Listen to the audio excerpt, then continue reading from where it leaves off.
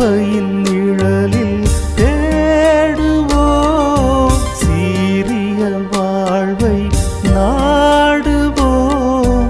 ஆண்டவர் இயேசுவின் பாதையில் அடியவரெல்லாம் கூடுவோம். சிலுவையின் நிழலில் தேடுவோம், சீரிய வாழ்வை நாடுவோம். ஆண்டவர் இயேசுவின் பாதையில் அடியவரெல்லாம் கூடுவோம்.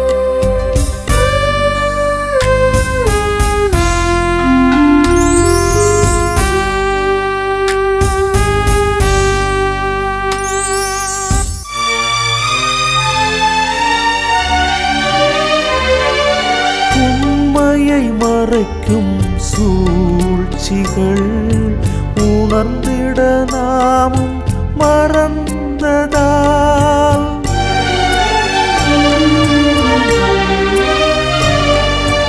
உண்மையை மறைக்கும் சூழ்ச்சிகள் உணர்ந்திட நாமும் மறந்ததால், நல்மனம் கொண்ட மானிடர் இயேசு போல் தீர்ப்பு பெறுகிறார். இறை இயேசுவின் பாடுகளின் முதல் ஸ்தலம். நீதியற்ற மனிதன் முன் நீதிபரர் இயேசு. மெய்யுடைய ஒருவன் சொல் திறன் இல்லாவிட்டால் பொய்யனாகவும், பொய்யுடையவன் சொல் வன்மையினால் மெய்யனாகவும் காணப்படுகிறான். மெய்யுடைய இயேசு குற்றமற்றவர். பொய்யுடைய பரிசேயேன், சதிசேயேன், பொதுமக்கள் சொல்திறன் மிக்க வஞ்சகர்கள். இதுவே ஆளுநன் பிலாத்துவுக்கு நெருக்கடியை உண்டு பண்ணியது. தடுமாறுகிறான். பதவி ஆசை அவனை அநியாய தீர்ப்பிடத் தூண்டுகிறது. ஆறு போவதே போக்கு, அரசன் சொல்வதே தீர்ப்பு. இதுதானே அவர்கள் எதிர்பார்ப்பு. இமையின் குற்றம் கண்ணுக்கு தெரியவில்லையோ?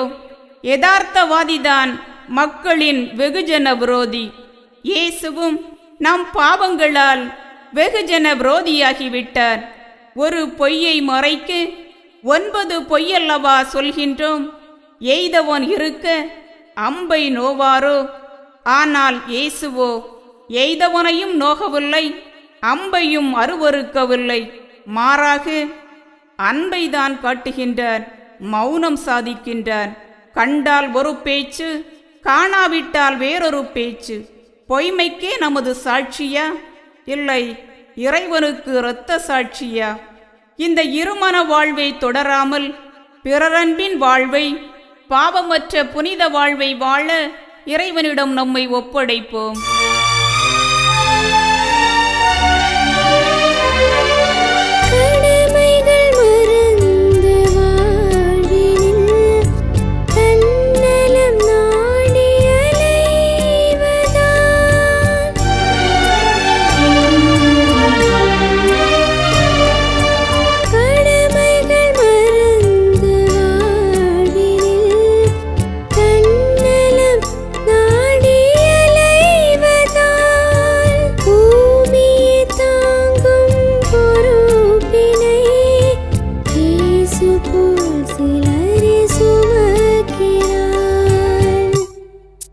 இரண்டாம் ஸ்தலம். பாரச்சிலுவை, அது நம் பாவச்சிலுவை. கள்ளனும் தோட்டக்காரனும் கூடினால் விடியும் மட்டும் திருடலாம். பழி ஒரு பக்கம், பாவம் ஒரு பக்கம். அதிகார வர்க்கமும் ஏவப்பட்ட மக்களும் ஒன்று சேர்ந்து இயேசுவின் மீது பழி சுமத்தினர். பாரச்சிலுவையை தோள் மேல் ஏற்றினர். அரை காசுக்கு அழிந்த கற்பு 1000 பொன் கொடுத்தாலும் வராது என்பதை உணர்வார்களா? ஆற்றை கடக்கும் வரை அண்ணன் தம்பி. ஆற்றை கடந்துவிட்டால் நீ யாரோ நான் யாரோ என்று நினைத்து இயேசுவின் ஆசீரை பெற்ற மக்களும் அவர் மீது சிலுவையை சுமத்த கூக்குரலிட்டு அதை அரங்கேற்றுகிறார்கள். அவருடைய சீடர்கள் கூட உடை போனால் போகிறது, கையை விட்டால் போதும் என்று இயேசுவை தனிமரமாய் விட்டுவிட்டு ஓடிவிட்டனர். ஏனென்று கேட்போரும் இல்லை, எடுத்து பிடிப்பாரும் இல்லை. என்ன ஒரு சங்கடமான நிலை! இதற்கெல்லாம் காரணமான கயவர்கள் யார்? நாம் தானே. நாம் அனுதினம் செய்யும் பாவங்கள் தானே. பூவாமலே காய்க்கும் மரம் போல சொல்லாமலேயே நாம் உணர்கிறோமா? அல்லது போட்டாலும் முளையாத விதையாகி விட்டோமா என சிந்திப்போம். நம்மை சுமக்கும் அவர் தோள் மீது இனிமேலும் சிலுவையை சுமத்த மாட்டோம் என உறுதியெடுப்போம்.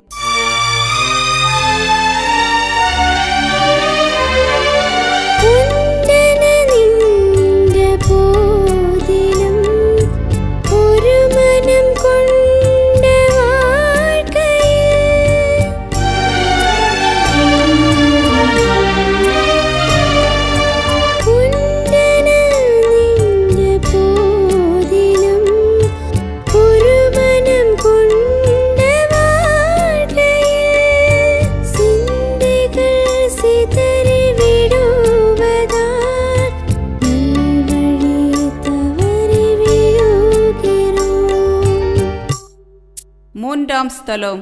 பூமியில் உன் முகம் புதைந்தது முத்தமோ? உடல் உள்ளவோரை கடல் கொள்ள கவலைதானோ? காய்த்த மரம் கல்லடி பட வேண்டுமோ?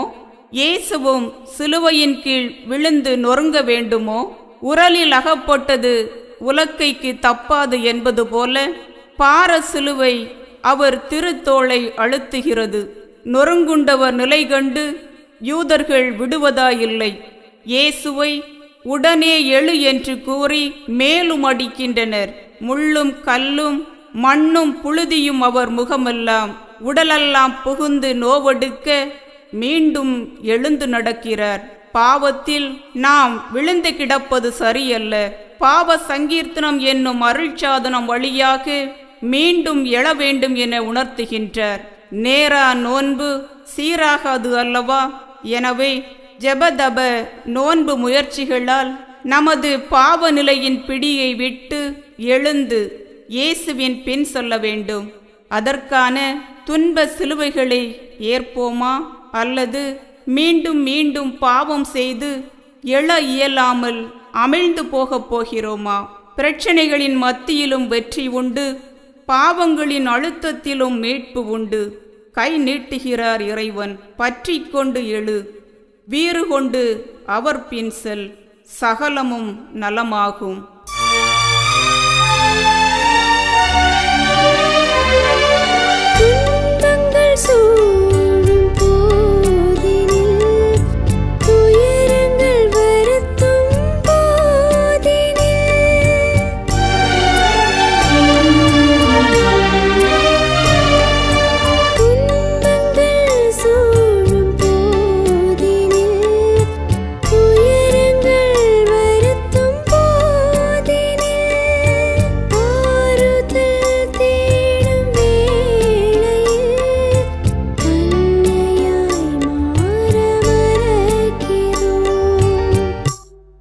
நான்காம் ஸ்தலம்.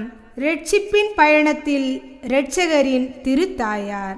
10 மாதங்கள் பாசத்துடன் சுமந்து பெற்று நித்தம் கண்விழித்து தத்தும் குலவதன் தளிர்விட்ட மரமாக்கி வளர்த்துவிட்ட தாயானவள் மீட்பின் பாதையில் எதிர்கொண்டு வருகிறாள்.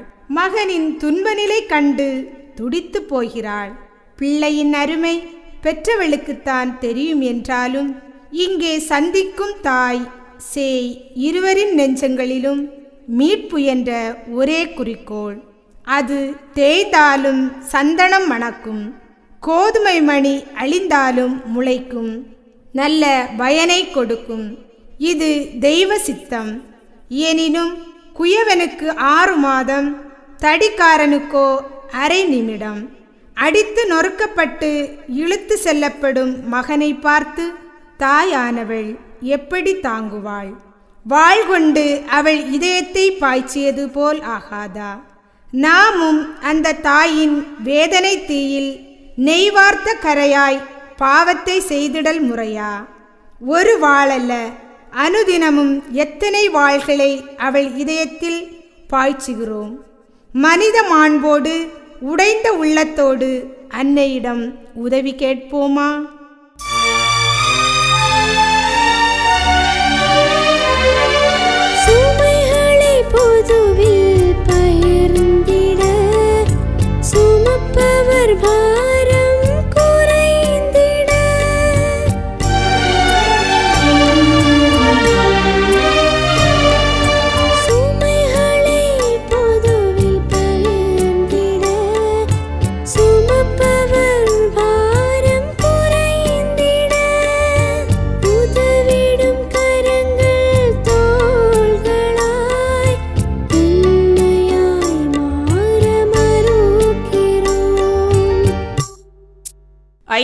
ஸ்தலம்.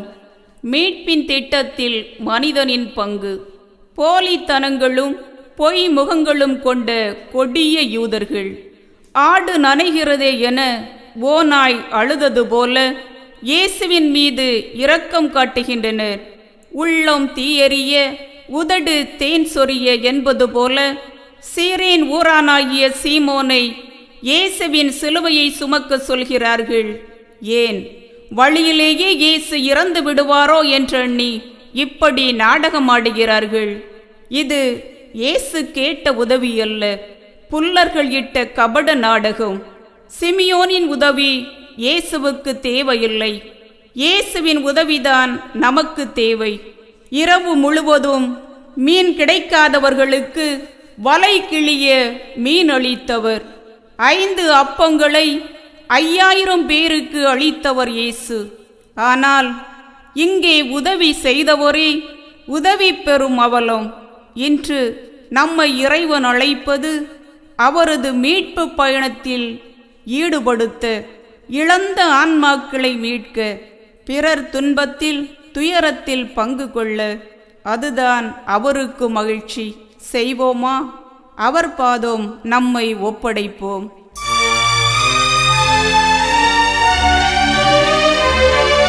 கருணையில் இழகும் நெஞ்சமே, கலக்கங்கள் இன்றி செயல்படு.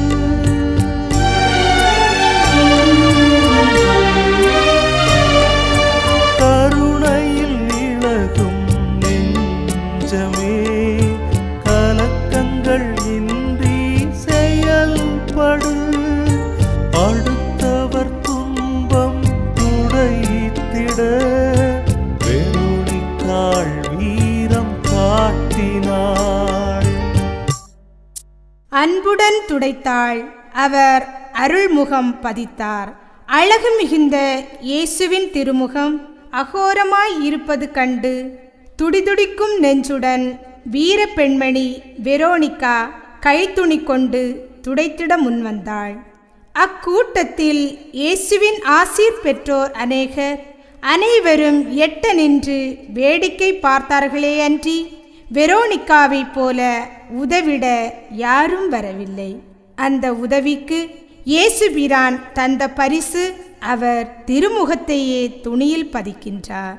ஒன்றுக்கு 100 பலன் தரும் கொடைவள்ளல் அவளுக்கு அளித்தது அவர் அருள்முக சாயலன்றோ. விதையொன்று போட சுரையொன்று முளைக்கலாம், நல்லவை செய்ய அல்லவை கூட பிறக்கலாம்.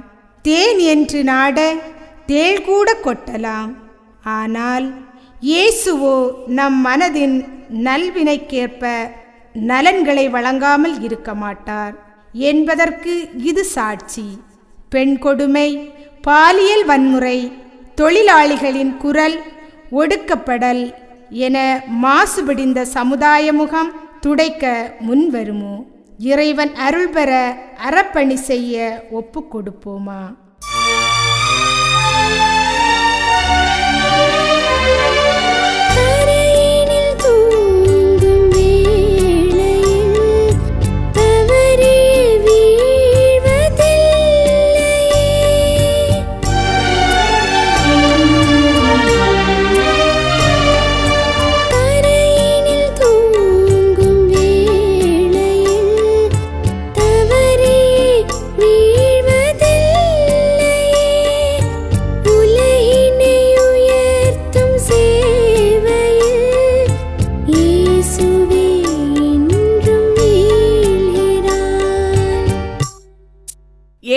ஸ்தலம்.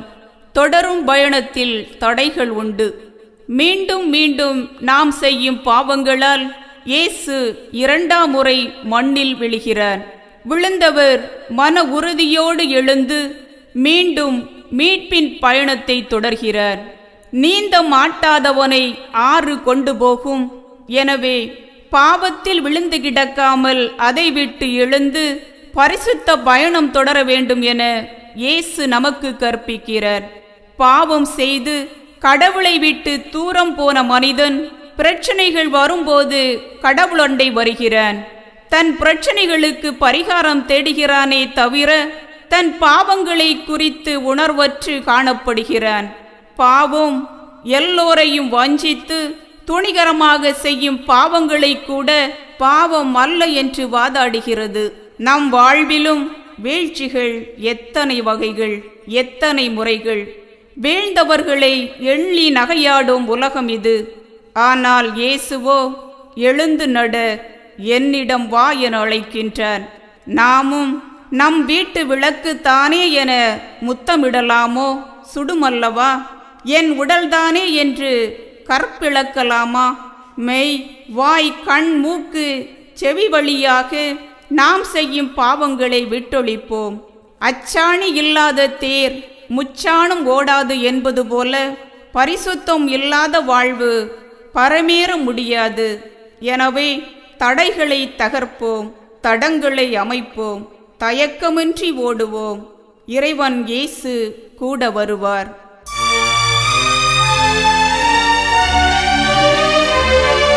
பிறர் நலம் காக்கும் மானிடர் உரிமைகள் இழக்கும் போதினில்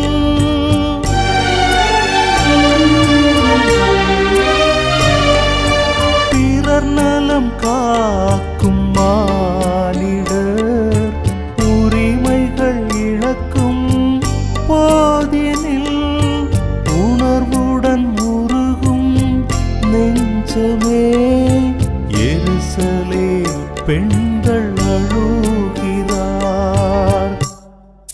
8ஆம் ஸ்தலம். செந்நீரை கண்டால் கண்ணீரும் வராதோ?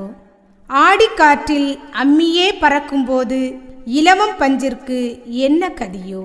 கண்டதே காட்சி கொண்டதே கோலம் என வாழ்ந்துவிட்டு இப்போது அழுவதா? கண் கெட்ட பின் சூரிய நமஸ்காரமா என்று அழுகின்ற எருசலேம் பெண்கள் மூலம் இறைவன் நம்மை கேட்கின்றார், பாடம் புகட்டுகின்றார். பெற்ற அன்னையிடம் ஒரு வார்த்தை பேசாத இயேசு எருசலேம் பெண்களிடம், எனக்காக அழாதீர்கள், உங்களுக்காகவும் உங்கள் பிள்ளைகளுக்காகவும் அழுங்கள் என்றார். பாவத்திற்கு மனம் வருந்த சொல்கின்றார். சிறிய பாம்பானாலும் பெரிய தடியால் அடி என்பார்கள்.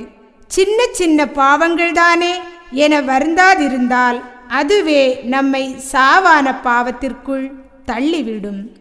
எனவே நமது பாவங்களுக்காக கண்ணீர் விட வேண்டும்.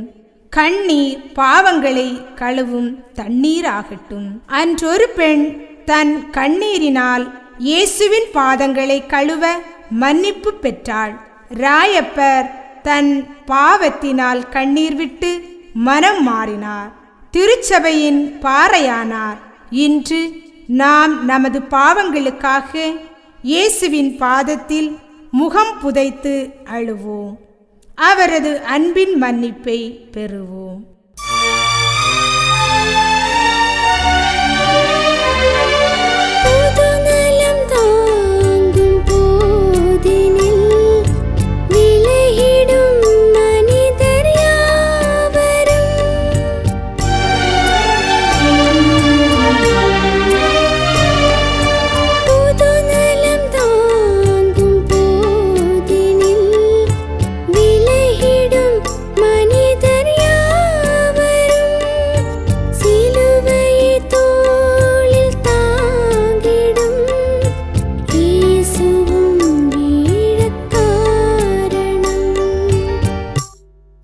ஒன்பதாம் ஸ்தலம்.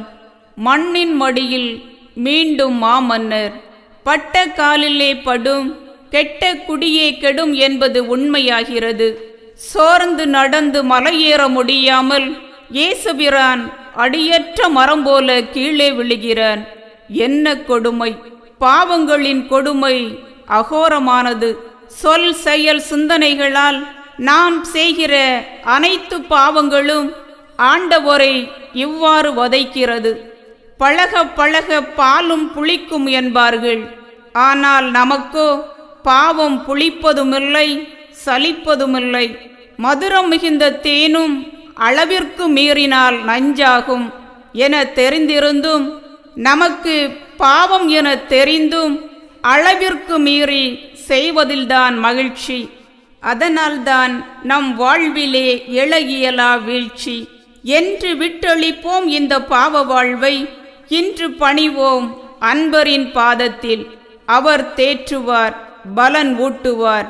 அன்று ஆதாம் தன் பாவத்தால் குப்புற விழுந்தான்.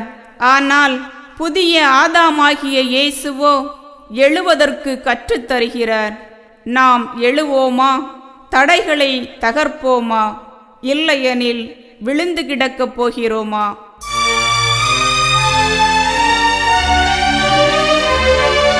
மானத்தை தொலைத்த வாழ்வினில் ஆடையால் வருவதென்னவோ,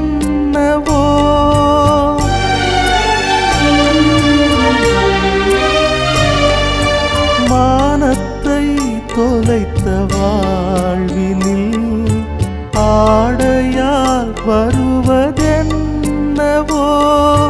மனங்களின் தீமை மாய்ந்த பின் உணர்வுகள் உடைகளாகுமே. 10ஆம் ஸ்தலம். பரமனின் ஆடையை பாவிகள் உரித்தனர். ஆடையில்லா மனிதன் அரை மனிதன். இங்கே ஆடை உரியப்பட்ட இயேசு அவமானத்தின் சின்னமாய் காட்சியளிக்கின்றார்.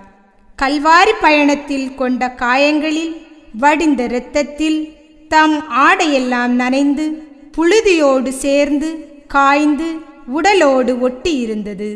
கொடிய யூதர்கள் அவரது ஆடையை பிடித்திழுத்து உரிந்தபோது அன்பரின் உடல் அனலிட்ட புழுவாய் துடிக்கிறது. கொஞ்சம் எஞ்சியிருந்த குருதியும் கீறப்பட்ட காயங்களின் மூலம் வெளியேறுகிறது. ஏன் இப்படி? எதனால் இந்த வேதனை? தூய ஆவியின் ஆலயமாகிய இந்த உடலை காமக் களியாட்டத்திற்கும் உடற்பசிக்கும் நம்மை விற்றலைந்த பாவங்களால் அன்றோ? இன்றைய உலகம் நிர்வாண நாகரிகத்தை மனமுவந்து ஏற்று அதை மதிக்கிறது. வானத்தை விட மானம்தான் பெரிது என சிந்திக்க மறுக்கிறது. நாம் எங்கே போய்க் கொண்டிருக்கிறோம்? நமக்கே தெரியவில்லை, புரியவில்லை. ஏன்? நாம் தான் திருமுழுக்கில் பெற்ற அருளாடையை சாத்தான் உரிந்தெடுக்க அனுமதித்து விட்டோமே. இன்றேனும் இறைமகன் இயேசுவின் பாடுகளை நினைத்து நம் பாவ இச்சைகளை விட்டொழித்து நம்மை அரவணைக்கும் ஒரு தலைவன் இருக்கிறார் என உணர்ந்து அவரிடம் வருவோமா?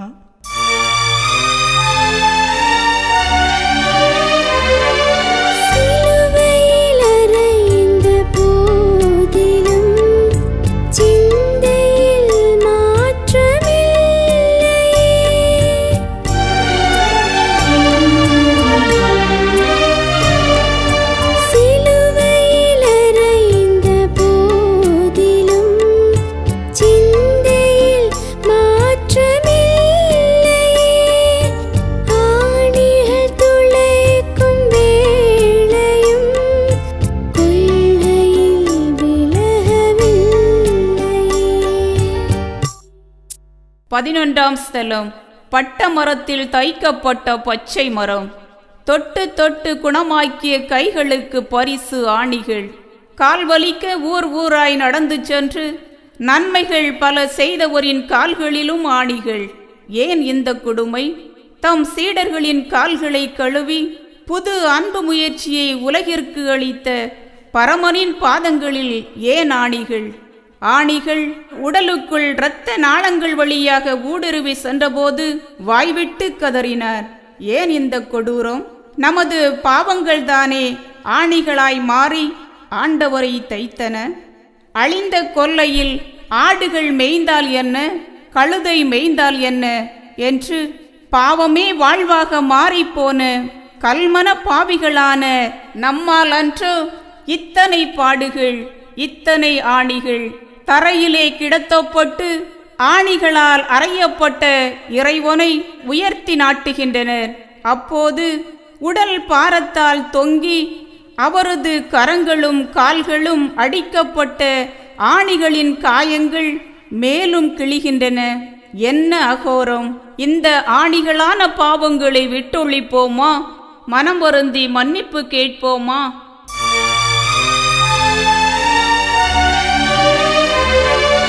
நெஞ்சினில் கொண்ட கொள்கையை உயிரென போற்றி நின்றதால்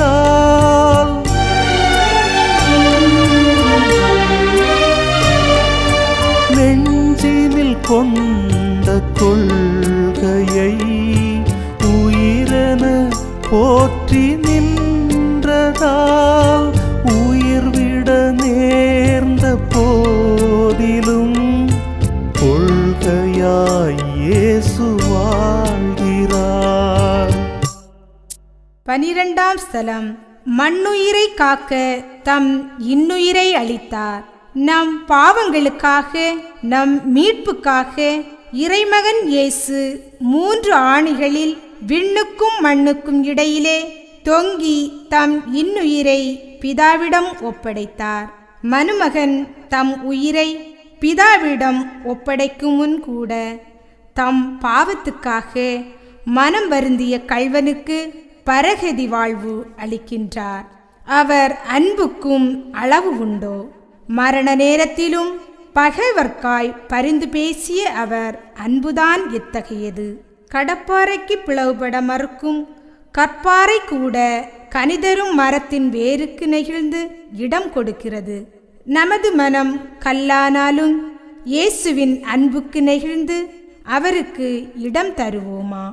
இயேசு கிறிஸ்துவின் இரத்தம் சகல பாவங்களையும் நீக்கி நம்மை சுத்திகரிக்கும். அவரில் மரிப்போம், அவரோடு உயிர்ப்போம்.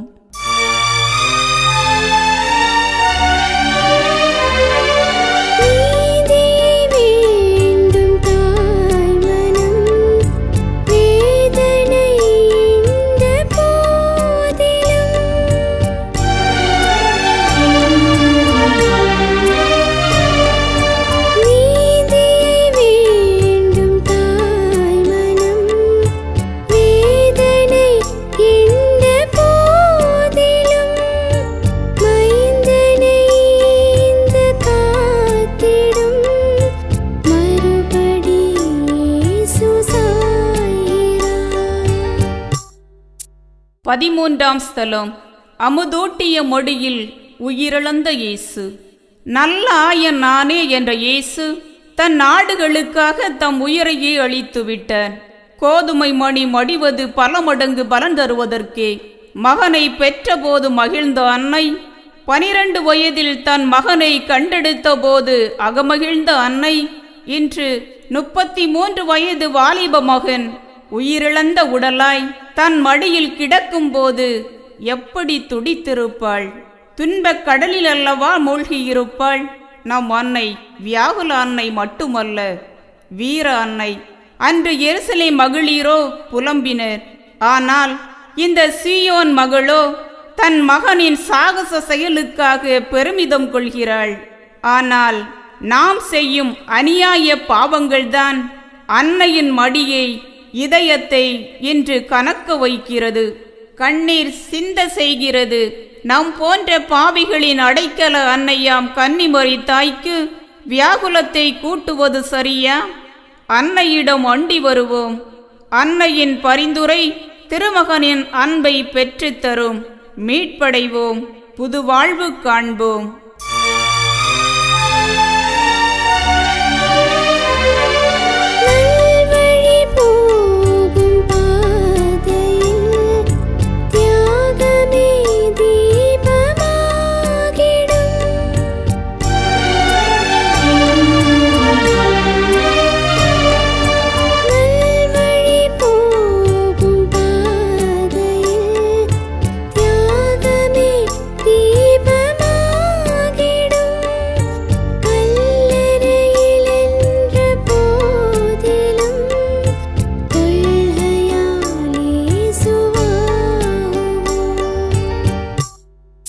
பதினான்காம் ஸ்தலம். மாற்றான் கல்லறையில் மகிமையின் தேவன். நேற்றிருந்தோர் இன்றில்லை என்ற நிலையற்ற மனிதனின் இறுதி நிலை இந்த கல்லறைதானே. ஒரு சிறு மண் மேட்டுக்குள் தன் உடலை அடக்கிக் கொள்வதுதானே. ஆடி அடங்கும் வாழ்க்கை இறுதியில் பெறுவது 6 அடி நிலம்தானே. ஆனால் ஆடி அடங்க அல்ல, ஆட்டத்தை ஆரம்பிக்கவே இறைமகன் இயேசு கல்லறைக்குள் சென்றார். கோதுமை செடி ஓங்கி வளர கோதுமை மணி மண்ணுக்குள் அடக்கப்படுகிறது. ஆனால் கருவறை தொடங்கி கல்லறை வரை கரைபிடிந்த வாழ்வு பாவ வாழ்வு வாழும் பாவ மானிடனே, இன்றாவது உன் பாவம் கழுவப்பட உன் சீரழிந்த ஆன்மாவை இந்த கல்லறைக்குள் புதைத்துவிடு. புது வாழ்வு பெற அருளாளனை நாடு. ஒப்புரவு அருட்சாதனத்தை நோக்கி ஓடு. உன் சிலுவையை எடுத்துக்கொண்டு ஓடு. அப்படி அவரை நோக்கி ஓடி உன்னை ஒப்படைத்தால் நீயும் புதுவாழ்வு பெறுவாய். புனித டோம்னிக் சாவியோ சொன்னது போல், பாவம் செய்வதை விட சாவதே மேல் என்ற உறுதியான மனதை பெற்றுக்கொள். இறைவன் இயேசுவை பின்பற்றி வெற்றி வாழ்வு காண துணிவுடன் சபதம் மேற்கொள். இந்த புனித சிலுவை பாதை தியானம் உன்னை புனிதராக்கட்டும். இறைவனிடம் உன்னை தாழ்த்து, அவர் உன்னை உயர்த்துவார்.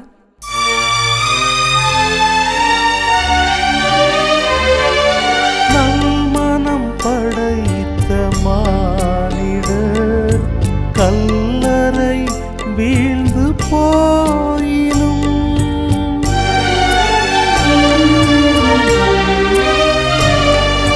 நல்மனம் படைத்த மானிடர் கல்லறை வீழ்ந்து போயினும் நான்